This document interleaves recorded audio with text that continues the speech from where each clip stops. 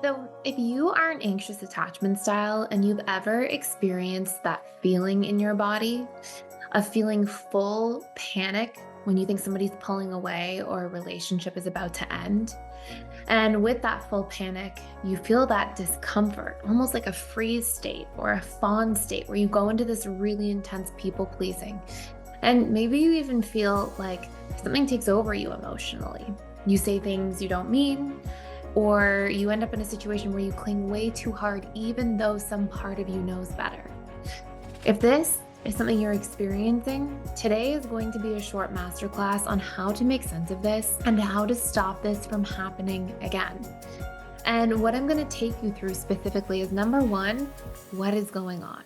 Because I think it helps us a lot to have actual context for things. Why are you reacting that way? What's taking place at a body level, at a psychological level, physiological level? What's taking place from this place of programming? And what is this overwhelming triggered feeling all about?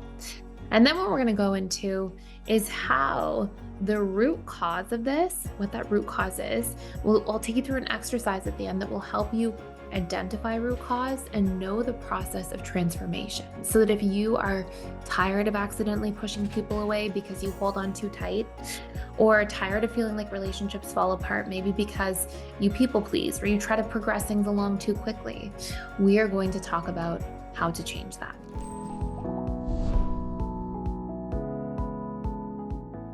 So, first and foremost, what is a trigger? Well, a trigger is really anything that evokes an intense emotional response because it was first associated with a past distressing event. So, triggers can be sensory, they can be things that are actually a specific sound or smell. I'm sure you've had the experience of a smell that happens and that olfactory sense actually gets triggered and brings back a memory from maybe years and years ago. But a lot of the time, a lot more of the time, rather than being sensory, they're emotional or situational. So they are somebody, for example, pulling away now that may trigger this cascade of emotions that are catalyzed by all of the times that you may have felt pulled away from in the past. And so, what ends up actually happening is your subconscious mind, which is actually responsible for roughly 95 to 97% of your beliefs, your thoughts, your emotions, your actions on a daily basis, and your conscious mind only really responsible for 3 to 5%. What happens is your subconscious mind has this trigger that pops up. And if something affects you in this moment, like somebody not texting you back, it's actually like your conscious mind goes, "Oh, what are earlier experiences of this happening? Or when have I felt this way before?" Because your subconscious literally is like this giant warehouse of emotional storage and storage of all sorts of different memories and ideas and belief patterns. It opens its filing cabinets, and all of the previous times that you felt this way essentially flood to the surface. And so when we're triggered, when we overreact to something in front of us, first, you have to give yourself a little bit of credit because it's not like you just lose your self control and react emotionally in this moment. It's actually that you are reacting emotionally in this moment because this moment is bringing up all of these other times from so many past events where you felt similar feelings. And so now you're actually experiencing the emotion of this moment itself combined with all of these past moments that you've felt before. And that's why it feels so intense and so uncomfortable. And so, in a triggered state, somebody may experience fear, anger, sadness, hurt. All these different emotions will come up. And physically, this can manifest as your nervous system starting to become dysregulated. You may even see symptoms of this fight or flight response take place. So, when you're in a triggered state, what fight or flight really is it's this activation of these mechanisms driven by the amygdala. And this response is actually preparing your body to deal with a threat, right? It perceives some sort of threat, upregulates you to get ready to address the threat or to flee from it. Now, you've probably heard that we can also have a freeze response where our nervous system can kind of go into freeze mode. And you've probably felt this before, where you literally feel like your mind is racing. And even when your mind's racing, you may feel like, well, I'm not really feeling like doing anything. It's almost like my mind's racing, but my body's still, and almost feels like there's a sense of this heaviness. Or a fawn response where you people please almost in a way where you feel like you're out of your body. Like you go into this kind of compulsive people pleasing mode only to later come back to yourself later and be like, wait, why did I agree to that? Or why did I say yes? Or why did I end up doing this thing that I didn't even really feel comfortable doing? And all of these are actually symptoms of you coping. If you're interested in helping make a huge impact on other people's lives while also building financial freedom, I'm offering an early bird 50% discount on our integrated attachment theory relationship certification program that will help you become a certified integrated attachment theory relationship coach and build your own thriving practice by the end of 12 weeks. This 12-week on-demand program will help you kickstart your new career by teaching you revolutionary tools and strategies that help clients transform their lives and relationships. Build your own coaching practice and set yourself up for a waitlist of clients and financial success. Even if you have no coaching experience, this program will give you very in-depth tools, resources, and confidence to get started in a matter of weeks. And you can learn more information by clicking the link down below. So I want to take you through an exercise so you can see this for yourself. And this exercise is an acronym that I use, and we can call it BTEA. Beliefs lead to thoughts, thoughts lead to emotions, emotions lead to actions. Now, this is not the only channel of things that lead to actions. In fact, as an example, we can have an unmet need that can lead to an emotional output, like you have an unmet need for certainty and you start feeling anxious.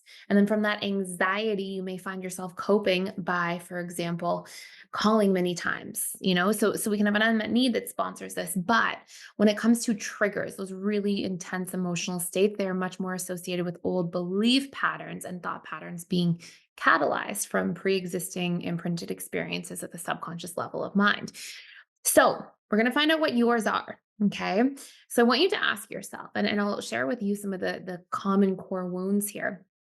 What big belief patterns tend to trigger you the most? Is it when you have this belief triggered, I am alone, or I will be abandoned, or I am disliked, rejected, excluded, not good enough, unloved, or unsafe? Those tend to be some of the really big anxious core wounds. So pick one, or if you have something else that really shows up for you that you're aware of as a core belief that tends to activate.